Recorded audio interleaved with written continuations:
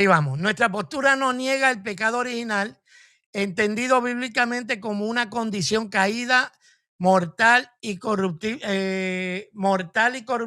heredada de Adán.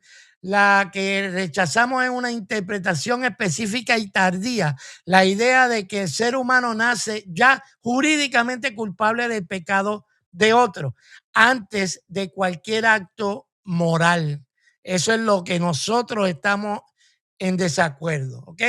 Sostenemos que esta distinción no atenta contra el evangelio, no erosiona la gracia, no debilita la cruz y no violenta ninguna de las 5 solas de la reforma. Por el contrario, preserva la mejor coherencia bíblica, la justicia divina y la responsabilidad moral personal. Ahora, sola escritura. La escritura, y ya sabemos cuál es el principio de sola escritura, le voy a dar rápido a esto para no perdernos, ¿ok? La escritura es la unidad, la autoridad final, no una formulación patrística posterior. Negar la culpa heredada no rechaza la Biblia, sino que rehúsa elevar una interpretación postbíblica al nivel de dogma.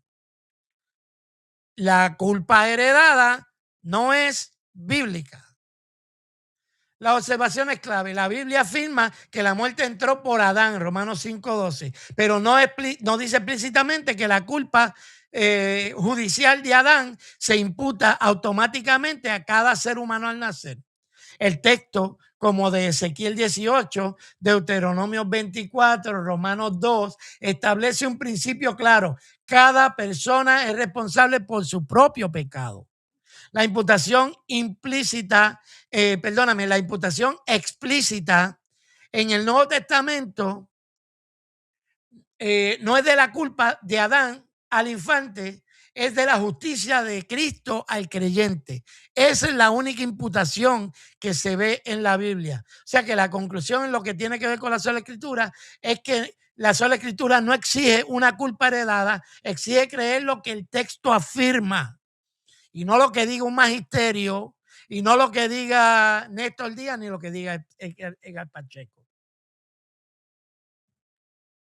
Seguimos aquí. Sola gracia. La gracia no depende de que un hombre nazca condenado jurídicamente.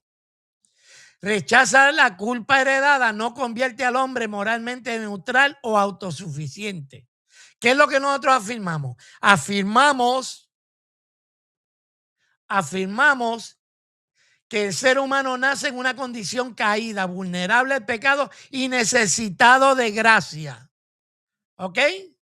La salvación sigue siendo 100% iniciativa divina. ¿Por qué? Porque Dios es el que revela, Dios es el que llama, Dios es el que provee a Cristo, Dios salva al creyente. Aquí el punto clave es el siguiente.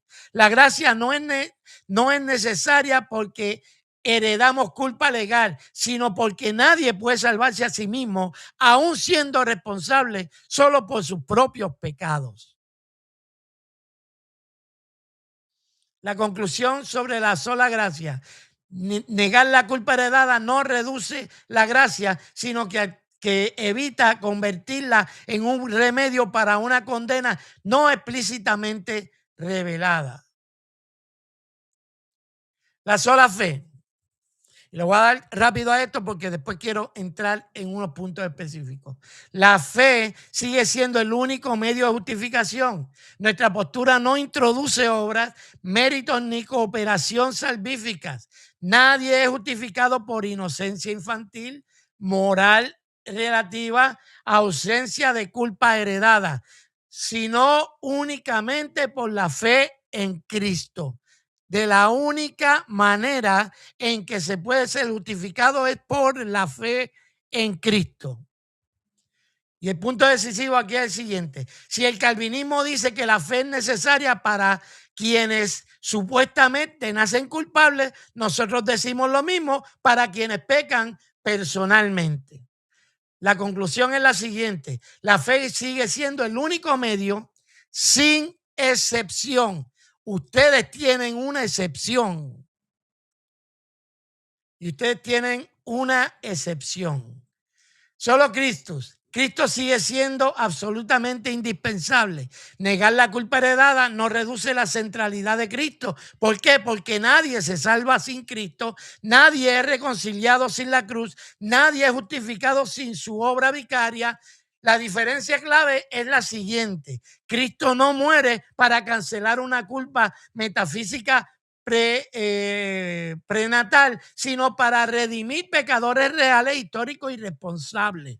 Esto hace la cruz más concreta, más moralmente coherente y más bíblica. Y la conclusión en cuanto a Solus Christus es: Cristo no pierde centralidad, sino que gana claridad en nuestra postura. Solo Dios gloria. La gloria de Dios no depende de condenar infantes. Por más que ustedes lo quieran maquillar, ustedes tienen que condenar infantes si los infantes son culpables. O se tienen que inventar cualquier embeleco que no es bíblico.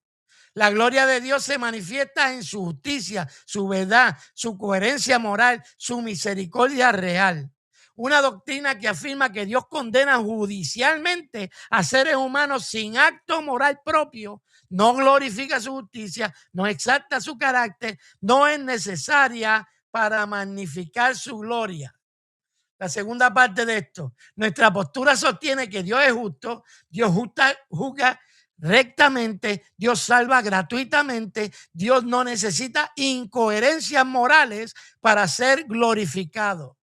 Y la conclusión es la siguiente, y es clara y fácil: solo Deo gloria se preserva mejor cuando la justicia de Dios no contradice su propio estándar moral revelado. Seguimos aquí, que tengo mucho. ¿Contradice alguna doctrina esencial del Evangelio? Nuestra respuesta es simplemente no. Seguimos afirmando la caída de Adán, la universalidad del pecado personal, la necesidad absoluta de la gracia, la incapacidad del hombre para salvarse, la obra sustitutiva de Cristo, la justificación por la fe, el juicio final. Lo único que rechazamos es que Dios declare culpable a alguien antes que haya pecado. Eso no es evangelio, eso es una lectura particular del evangelio. Y conclusión final sobre esto: negar la culpa heredada no es pelagianismo, no es semipelagianismo, no es humanismo, no es liberalismo. Llamarnos pelagianos, semipelagianos, humanistas liberalistas, que creemos en liberalismo, es estupidez. Es una posición bíblica, moralmente coherente, teológicamente consistente, compatible con la reforma, fiel al carácter revelado de Dios. Las 5 solas permanecen intactas. El evangelio no se debilita, la cruz no pierde poder, la gracia no se reduce. Y hay algo que yo quiero que entendamos, hermanos. Escúcheme. ¿Qué me dice aquí?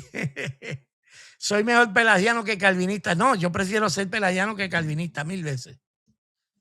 Porque si el calvinismo es real, pues Dios va a decir: ese era el decreto mío, que tú fueras pelagiano. Pero si no es real, ese Dios yo no lo quiero ni regalado. Ok, escúcheme bien sobre la sola fe. Escuche bien, para cuando lo vengan a acusar, usted tenga por lo menos algo con que defenderse. Uno de los pilares innegociables de la reforma es la sola fide. La justificación ocurre únicamente por medio de la fe, nunca al margen de ella. Desde nuestra perspectiva, negar la culpa heredada no introduce ninguna excepción a este principio. En cambio, la postura que afirma que los infantes culpables son salvados por gracia sin fe introduce de facto una categoría de justificación sin fe, lo cual fractura el principio reformado. ¿Qué afirma realmente la sola fide? La sola fide no significa simplemente la salvación es por gracia, sino la fe es el único medio instrumental de justificación. Quiere decir que no existen atajos, No existen excepciones sacramentales, no existe justificación sin fe. No existe justificación, métase en la cabeza. No existe justificación sin fe. Históricamente la Reforma luchó precisamente contra doctrinas que introducían mecanismos paralelos para la salvación. Hágame un favor en lo que yo tomo agua, regáleme un like.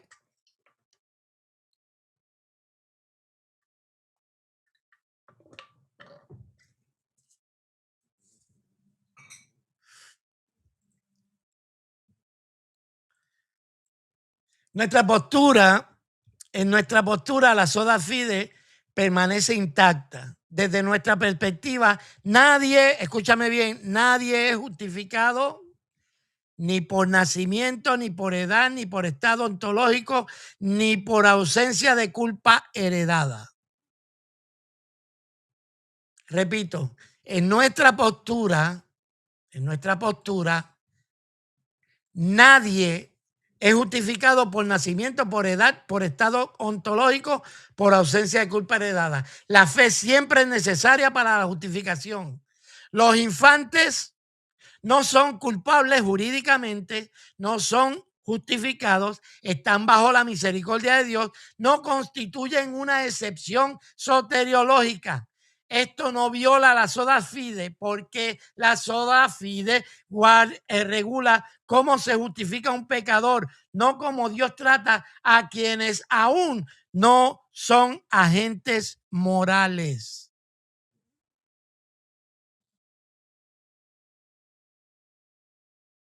Ok. Ok, ¿qué es lo que dice la postura contraria? La postura contraria dice que los infantes nacen culpables. Entonces, nacen culpables, pero esta gente los quiere mandar al cielo. Entonces, Dios los salva, pero Dios los salva sin fe. Escuche lo que está proponiendo esta gente. Esta gente está proponiendo que hay seres culpables que van a morir en ese estado y que Dios los va a salvar sin fe. ¿Qué es lo que hace esto? Produce una consecuencia inevitable. Y hay pecadores justificados sin fe. Eso es lo que creó el magisterio que está defendiendo Edgar. Una categoría de pecadores que son justificados sin fe. No importa cómo se intente suavizar esta vaina. La fe, a veces dicen que es fe implícita, fe infusa, fe representativa o el misterio. El hecho permanece. Se afirma una salvación real sin el medio que la Reforma declaró exclusivo. Yo te la hago pasar, Félix.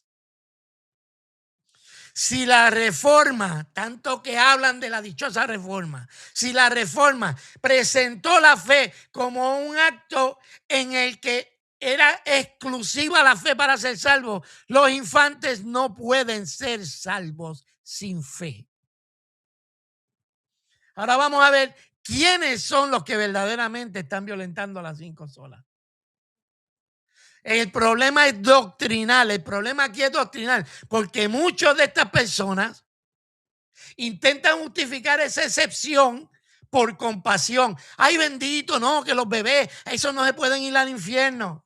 Pero la teología reformada nunca permitió que la emoción redefiniera el principio o que el caso difícil anulara la regla doctrinal. La Reforma fue clara. Si la fe no es necesaria en todos los casos de justificación, entonces no es el único medio. Les repito, si la fe no es necesaria en todos los casos de justificación, entonces la fe no es el único medio. Esta gente se inventaron otro medio de justificación. Paradójicamente, quienes rechazan la culpa heredada se les acusa de erosionar la gracia, de debilitar la fe, pero quienes la afirman creen en una clase de salvos sin fe. Suspenden sola fide en casos excepcionales, en casos concretos. Los infantes que mueren infantes, esos Dios le da salvación lo justifica sin fe. Que lo prueben por las escrituras. Desde nuestro marco teológico, esto es una incoherencia interna que no puede resolverse sin negar la culpabilidad real del infante o redefinir sola fide como normalmente por fe. Y lo que está haciendo el magisterio que Edgar quiere que nosotros le seamos fieles y que nos diga cómo caminar para aquí, como para allá, lo que nos está diciendo entonces que la sola fide no es sola fide, sino normalmente fide. Y la Reforma nunca habló en esos términos. Así que si ustedes están hablando de que nosotros nos queremos destrozar la sola fide y la Reforma, aquí tienen un tremendo problema, porque quienes están creando una categoría de gente justificada sin fe son ustedes. Conclusión, desde nuestra perspectiva, sola fide queda resguardada. ¿Por qué? Porque ningún pecador es justificado sin fe. No existen excepciones soteriológicas. En la postura contraria, en la postura del magisterio de Edgar, la fe deja de ser universalmente necesaria, se introduce una justificación sin fe, sola fide se convierte en un principio flexible, eso depende. Entonces, bonito principio que tenemos. Negar la culpa heredada no rompe la sola fide. Afirmar la salvación de infantes culpables sin fe sí la quiebra. ¿Ok? ¿Quién es el que está llevándole la contraria a la Reforma? Sola Escritura. Téngame paciencia, ya estoy terminando. ¿Cuál es el asunto de la sola Escritura? Sola Escritura afirma que solo la Escritura es la norma infalible de fe y de doctrina y que ninguna conclusión doctrinal puede imponerse a la iglesia si no se sigue necesariamente de textos bíblicos. Desde esta perspectiva sostenemos que nuestra postura sobre el pecado original sin culpa heredada no requiere inferencias especulativas, mientras que la postura contraria sí depende de una cadena de deducciones que la Escritura nunca formula explícitamente.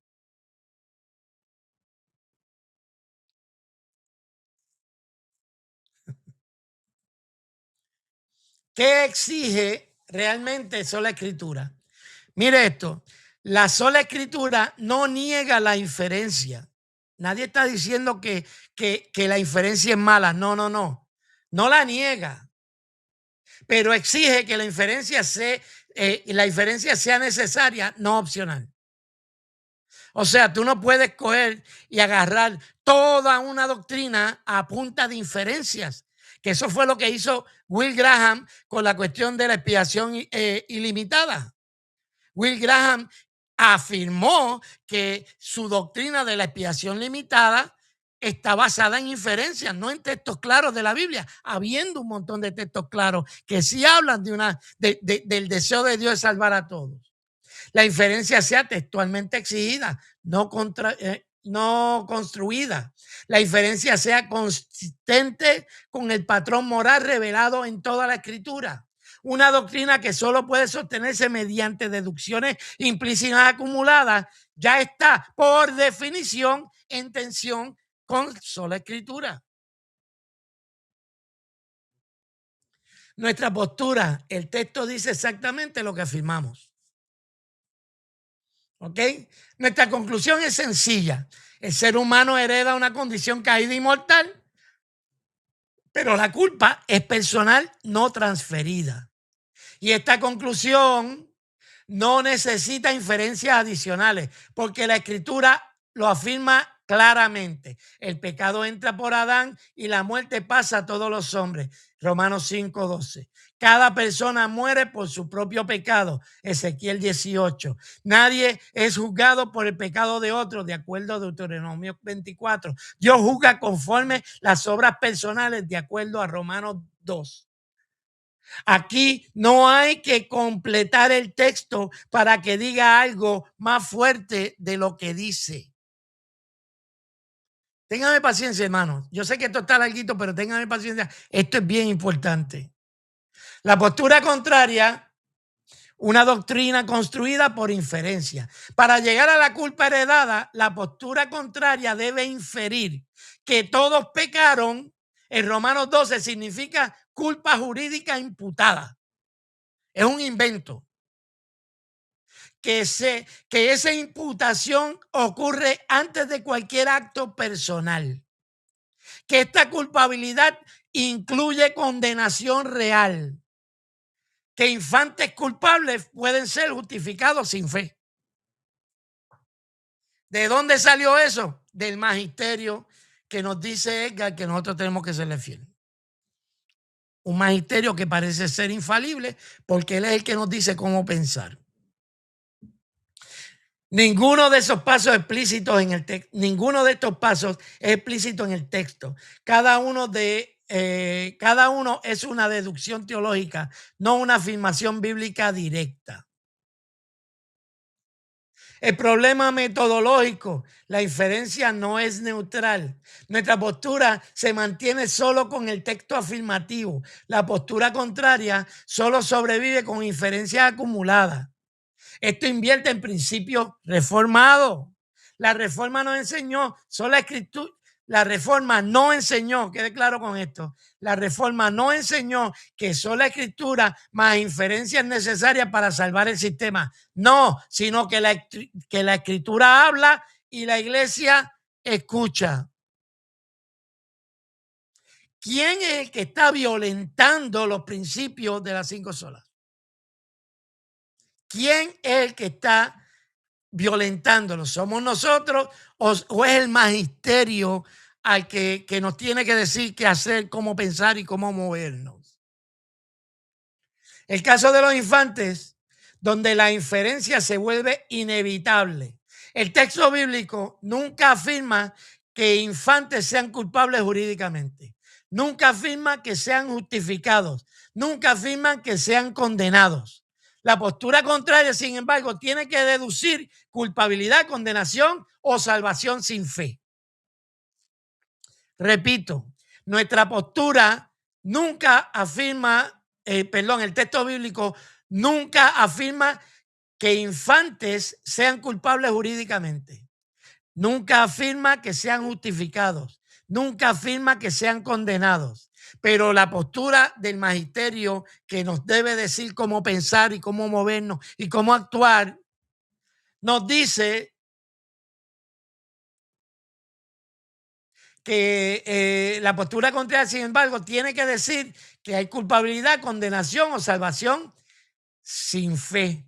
Todas esas decisiones van más allá del texto. Nuestra postura, en cambio, se detiene donde el texto se detiene. No legisla donde la escritura guarda silencio.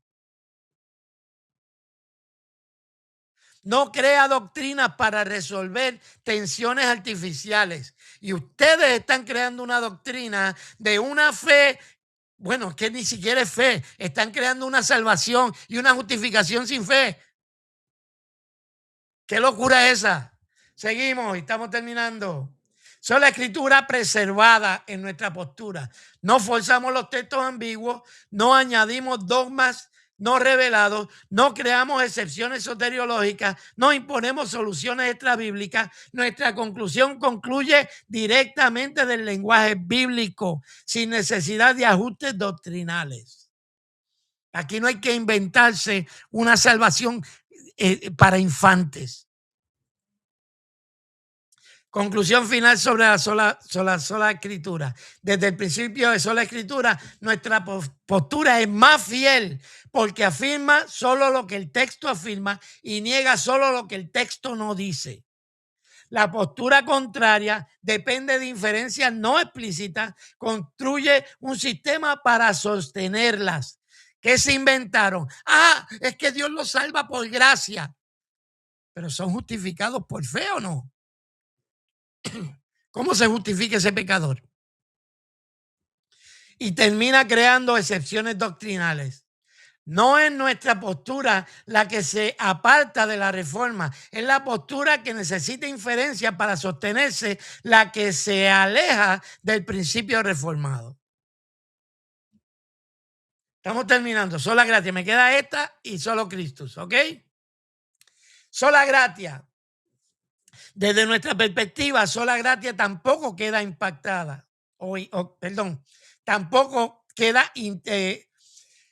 desde nuestra perspectiva, sola gracia tampoco queda intacta en la postura que afirma que la salvación de infantes culpables sin fe. Lejos de magnificar la gracia, esa postura la devalúa, porque convierte la gracia en un acto unilateral desconectado de la respuesta de Dios mismo, que el Dios mismo ha establecido.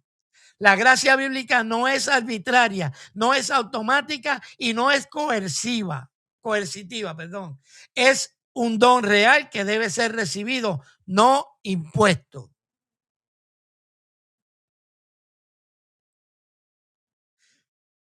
¿Qué significa realmente sola gratia? Sola gratia no enseña que Dios salva sin medios, no enseña que Dios salva sin respuesta, no enseña que Dios salva sin relación, sino que enseña que la salvación tiene su origen únicamente en Dios. Ningún mérito humano la provoca, pero Dios ha otorgado un medio, que es la fe. La gracia no elimina el medio, sino que lo establece. Nuestra postura, gracia plena, no gracia automática. Desde nuestra postura, la gracia precede la fe, hace posible la fe, invita a la fe, pero no prescinde de la fe. En la postura de Edgar y de toda esta gente que están detrás de esta cuestión, la gracia prescinde de la fe, porque Dios los salva por gracia sin fe. La fe no es una obra desde nuestra postura, no es un mérito, es la recepción del don. Por lo tanto, la gracia se honra cuando es ofrecida y recibida, no cuando es aplicada sin aceptación. Ahora, miren el problema central de la postura contraria, de la postura de esta gente.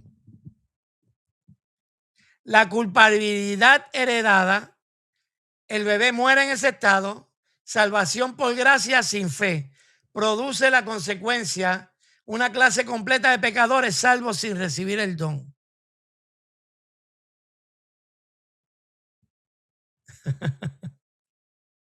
No me diga que no había puesto el like hasta ahora.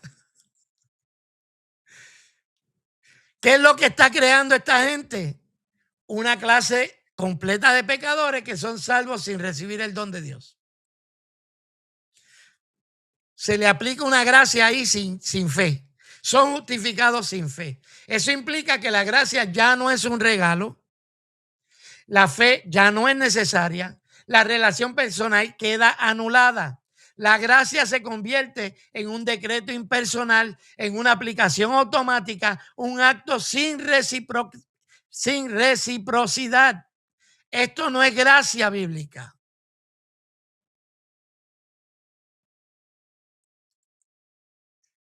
Ahora bien, la gracia corrupta versus la gracia bíblica. Desde mi perspectiva, este es el punto más demoledor. La gracia bíblica es ofrecida, es resistible, se recibe por fe. La gracia aplicada sin fe, que es la que propone esta gente, no puede ser aceptada, no puede ser rechazada, no puede ser respondida. Eso convierte a la gracia en algo corrupto. No en el sentido moral, sino en el sentido teológico, desconectado de su propósito relacional.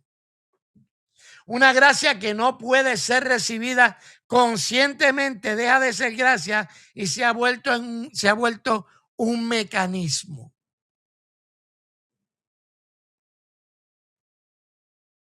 Nuestra postura preserva la sola gracia.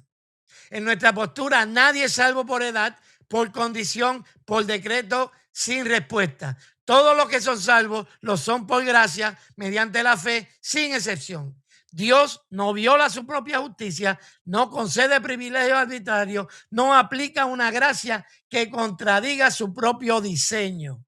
La conclusión final sobre esto: desde mi marco teológico, sola gracia queda resguardada. ¿Por qué? Porque la gracia nunca prescinde de la fe. La gracia siempre honra la justicia divina. La gracia mantiene su carácter de don. La postura contraria crea una gracia sin recepción, introduce excepciones injustificadas, pone a Dios otorgando salvación sin el medio que él mismo estableció. Una gracia que no puede ser aceptada no es gracia. Una salvación sin fe no magnifica la gracia, sino que la vacía. Y de esto es lo que esta gente nos está hablando, de que nosotros nos queremos cargar el evangelio. Y ya por fin terminamos con Solus Christus. Solus Christus afirma que Cristo es el único mediador y redentor, no solo del plano forense, de la culpa y la justificación, sino también en el plano ontológico y escatológico, corrupción, muerte y resurrección. Nuestra postura no limita la obra de Cristo a la cancelación de culpa heredada, la amplía bíblicamente a la redención integral de la especie humana. Aquí estamos. Cristo no redime solo culpas, redime la condición humana. Aquí es donde, si Ken Wilson de verdad cree lo que todo el mundo cree que Ken Wilson cree, pues aquí yo no estoy de acuerdo con Ken Wilson, porque Cristo es necesario para todos los seres humanos. La Escritura presenta a Cristo como el segundo Adán, que viene a revertir lo que el Adán introdujo. Adán introduce muerte y corrupción, no la culpa para nosotros. Cristo trae vida, incorruptibilidad y resurrección. La victoria de Cristo no es meramente jurídica, es cosmológica y corporal. Por eso, incluso antes de hablar de culpa personal, todo ser humano necesita a Cristo para vencer la muerte, ser resucitado, participar de la vida incorruptible. Los méritos de Cristo aplicados universalmente contra la muerte. Aquí está el punto decisivo para Solus Christus. Si Cristo no resucita, nadie resucita. Si Cristo no vence la muerte, nadie, ni adultos ni infantes, pueden vivir. Por lo tanto, los infantes no escapan a Cristo. Y dejen de decir tontería y bobería y sanganarse. Nadie está diciendo que la gente no necesita a Cristo. Nadie, ningún ser humano escapa a Cristo. No poseen vida eterna por inocencia. Reciben vida, resurrección y redención corporal por los méritos de Jesucristo. Esto preserva una verdad central. No existe ningún ser humano redimido fuera de Cristo por ninguna vía.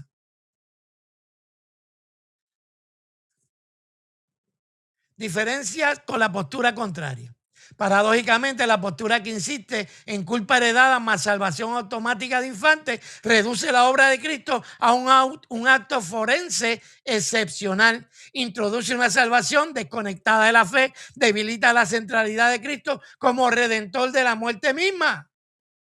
En cambio, nuestra postura afirma que Cristo es el necesario para todos. Cristo redime toda la condición humana. Cristo es el único fundamento de la resurrección universal. Eso es Solus Christus en su forma más robusta.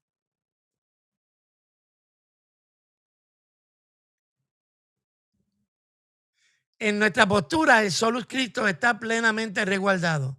Desde nuestro marco teológico, nadie es salvo sin Cristo, nadie resucita sin Cristo, nadie participa de la vida incorruptible sin Cristo. Cristo no es solo el que quita la culpa, sino también el que vence la muerte, el que restaura la creación, el que redime la humanidad con humanidad. Y la conclusión, nuestra postura no minimiza a Cristo, lo engrandece. Solo Cristo no queda reducido a la justificación forense. Se afirma a Cristo como redentor total de pecadores conscientes por la fe y de la humanidad entera frente a la muerte y la corrupción. Sin Cristo no hay fe salvadora, sin Cristo no hay resurrección, sin Cristo no hay redención humana para nadie. Gracias por tenerme la paciencia que me tuvieron.